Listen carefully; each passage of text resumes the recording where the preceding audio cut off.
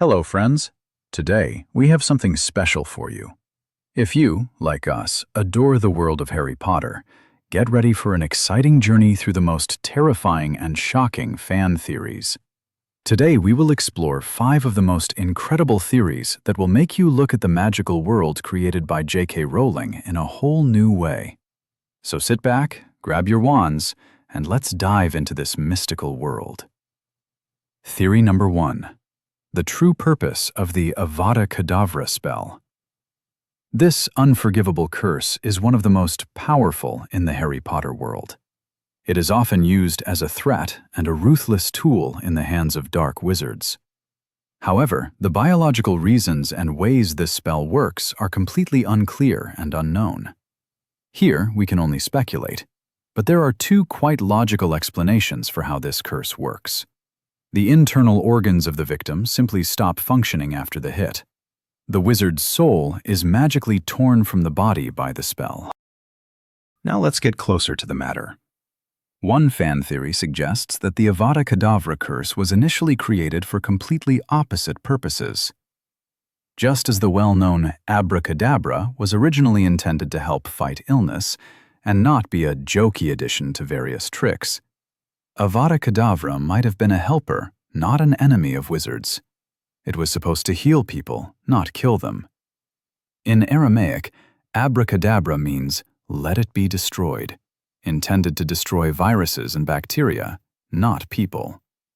Later, some wizards discovered the unique capabilities of the spell, transformed it, and from that moment, the Avada Kedavra curse began a completely different history.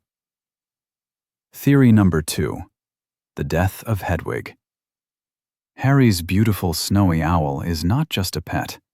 She is a constant companion throughout his life, someone who has been with him from the beginning of his journey into the magical world. Yes, that was the case, until Hedwig's life was cut short during the Battle of the Seven Potters. We were never told exactly which Death Eater was responsible for her death, but there are many reasons to believe it was not accidental. The most popular explanation is that J.K. Rowling wanted to emphasize that the carefree days of childhood and youth were over. Along with that, school days at Hogwarts, trips to Hogsmeade, and cheerful conversations in the Gryffindor common room were left behind. Another popular theory suggests that Hedwig's death was inevitable, and here's why. During the Battle of the Seven Potters, each participant drank Polyjuice Potion to hide the real Harry from their pursuers. The only weak link here was that the real Hedwig could reveal the real Harry, as it was obvious she would fly only with her master. Therefore, according to the fan theory, Snape, who was also interested in ensuring Harry was not discovered and could escape, killed Hedwig so she wouldn't inadvertently reveal Harry, making it impossible to detect him among the other fake Harrys. Theory number 3. The true nature of Voldemort's temporary abode. This theory originated from the description of Voldemort's appearance in the 4th part of the saga, the Goblet of Fire. Many noticed that Voldemort in Pettigrew's hands resembled a human embryo, as if it was his infant form. Supporters of this theory also point to an unusual fact. Rowling once shared in an interview that after showing her initial draft of The Goblet of Fire to the editor, he was a bit shocked. She then made some changes to the story. Now, let's find out what might have horrified the editor. This theory is directly linked to the story of Bertha Jorkins, who was once an employee of the Ministry of Magic. In 1994, Bertha made a fateful decision to travel to Albania, not knowing that Pettigrew was there with his master Voldemort. Being her former acquaintance, they met at Hogwarts.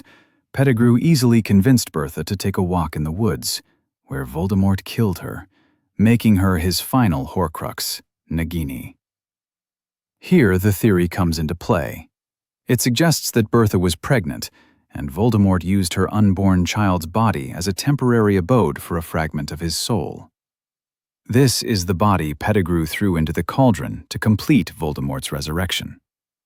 So the form we see in the Goblet of Fire is likely Bertha Jorkin's unborn child.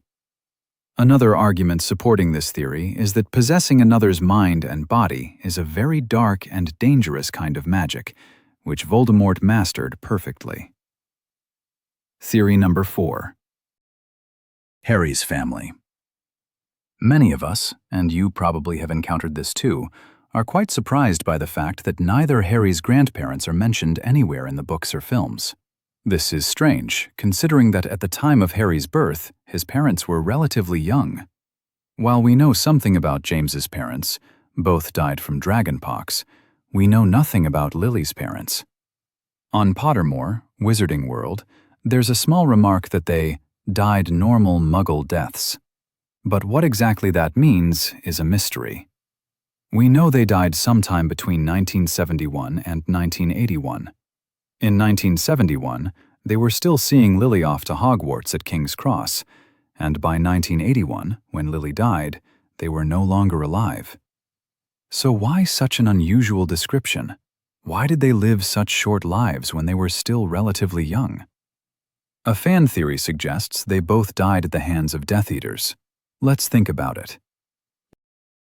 When James and Lily joined the Order of the Phoenix, they were very young, but actively opposed the Death Eaters and Voldemort himself.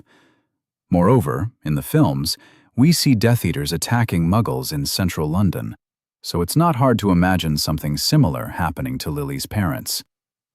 Lily was a significant figure in the fight against Voldemort, and we know she and James defied him 3 times. This undoubtedly put her family at risk. Lily's parents, being Muggles, couldn't protect themselves from the Death Eaters, which led to their death in an unequal confrontation. In deleted scenes from Deathly Hallows, there's a dialogue between Harry and Petunia when Harry tells his aunt that Death Eaters will stop at nothing, to which she responds, "I know perfectly well what they're capable of." These words hint that Petunia knows much more about the magical world than it seems, and she might have experienced the consequences of a Death Eater attack on her parents. Theory number 5. Dumbledore didn't want to help Sirius. We know Sirius spent 12 long years in Azkaban, being innocent of the crimes he was accused of. You probably wondered why no one helped him escape. More precisely, why didn't Dumbledore do it? A fan theory answers this question. It said that Dumbledore knew Sirius was innocent, but chose not to help him. Supporters of this theory have several facts to back this up. Dumbledore is a skilled legilimens, capable of reading others' minds. Being an influential member of the Wizengamot, he could meet with Azkaban prisoners.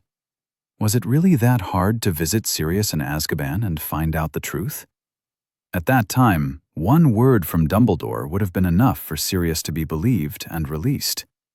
If Dumbledore knew the truth, he could have done something for Sirius. Furthermore, the theory suggests Dumbledore knew Sirius was innocent, yet he didn't help him avoid Azkaban because he believed it was better for the magical community. How could this be possible? Let's delve into it. We know Sirius was Harry's godfather and the Potters' closest friend, so he would have definitely taken Harry in after his parents died. Even if someone, including Dumbledore, tried to convince him otherwise, he wouldn't have given up Harry. Did you notice Sirius didn't get a trial? All Death Eaters were tried, but Sirius was denied this opportunity. Perhaps this happened because it was convenient for someone, as it prevented Sirius from telling his side of the story. This someone is among his allies, someone who can communicate directly with the Ministry. This someone is Dumbledore. Dumbledore didn't leave Sirius in Azkaban without reason.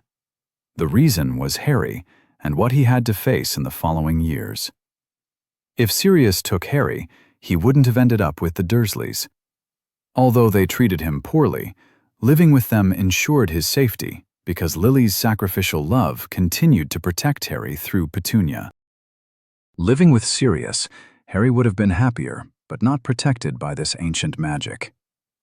It's not that Dumbledore disliked Sirius, It's that, in Dumbledore's view, Sirius's imprisonment in Azkaban was a price worth paying for the magical world's salvation. Thank you for watching until the end. I hope you found it interesting. If so, don't forget to like, share your thoughts in the comments, and subscribe to the channel.